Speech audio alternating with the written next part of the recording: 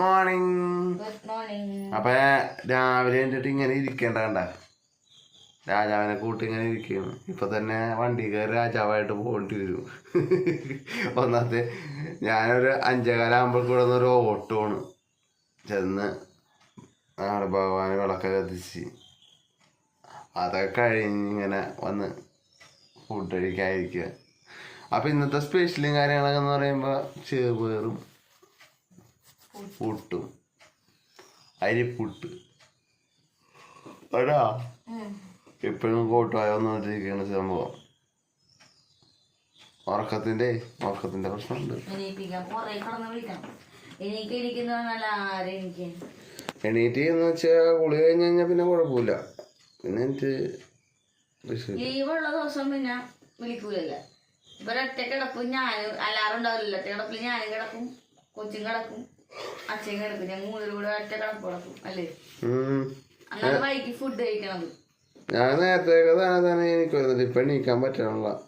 ഇപ്പം ഇടയ്ക്ക് ഇപ്പം ലീവുമാനുണ്ട്, സമയത്തൊന്നും എണീക്കാനുള്ള വിളിച്ചെണീപ്പിക്കുള്ളൂ. അയ്യോ ആരി ഞാൻ എന്താണ് അടുത്തുണ്ട് അലാറം വെച്ചാലും ഞാൻ കല്യാണ സമയത്തായാലും കല്യാണം കഴിഞ്ഞിട്ടായാലും അടുത്തുണ്ട് അലാറം വെച്ചാലും എനിക്കത് മുതലാണത്. ഞാൻ ഒറ്റയ്ക്ക് എനിക്ക് വരുന്നുണ്ടാ. അതാ പറ അടുത്ത ആളുള്ളപ്പോ പിന്നെ വിളിക്കാനുള്ളപ്പോ പിന്നെ അതാണ്. പിന്നെ അടുത്ത ആളുള്ളപ്പോ നമുക്ക് പിന്നെ അതാ പറഞ്ഞ ചിന്ത വരുമല്ലോ, ആളുണ്ട് വിളിക്കാനായിട്ടല്ല എണീപ്പിക്കാനായിട്ട്. അതായത് കോട്ടായുടെ രസം നല്ല രസമല്ലേ. ചില സമയത്ത് ഇങ്ങനെ പോവും ഞാനൊക്കെ ഉറക്കുന്നു കഴിഞ്ഞാൽ അതാണ്ടാ നല്ല ഉറക്കമാണ്. ഇപ്പൊ ഫാൻ്റെ ഇടയ്ക്കായിരുന്നു ദൈവമേ.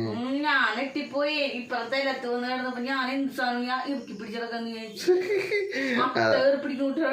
അതാണ് സംഭവം. ഇങ്ങനെയൊക്കെ ഞങ്ങൾ രാവിലെ ഞങ്ങൾ കുറച്ചു നേരം എണീറ്റ് ചിലപ്പോ സമയത്ത് നല്ലോണം വർത്താനം പറഞ്ഞ് ഇങ്ങനെ ഇരിക്കും, എന്തെങ്കിലുമൊക്കെ പറഞ്ഞിട്ട്. അതാണ്